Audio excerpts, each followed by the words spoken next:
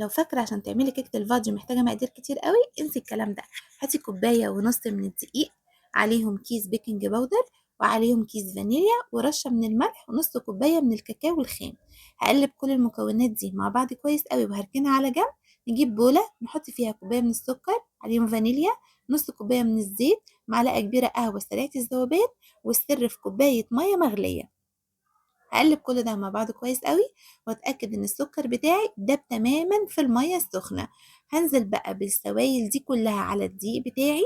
هقلب في اتجاه واحد، طبعا الفرن عندي شغال من اول ما ابتدي في الوصفه. هقلب كل ده ده القوام اللي انا محتاجاه. بصوا هي فلافي قوي وهشه من قبل ما تدخل الفرن كمان. هاتي صينيه، ادهنيها اي ماده دهنيه وبدريها بالدقيق. انزلي بالكيك بتاعتك، دخليها الفرن على درجه حراره 170، بتاخد معايا بالظبط نص ساعة. تعالي بقى نعمل كريمة حلوة قوي من غير مضرب ولا أي حاجة. هاتي كوباية من الكريم شانتيه، عليهم مية متلجة كده واحدة واحدة، اضربيهم لحد ما توصلي القوام الكريمي.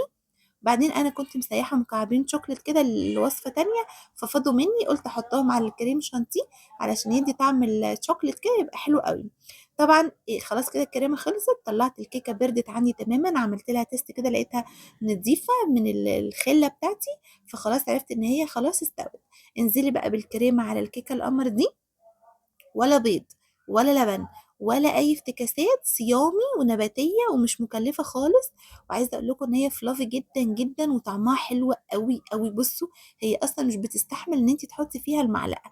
بتمنى ان انت تجربيها، هتعجبك قوي قوي. بحبكم كتير. باي باي.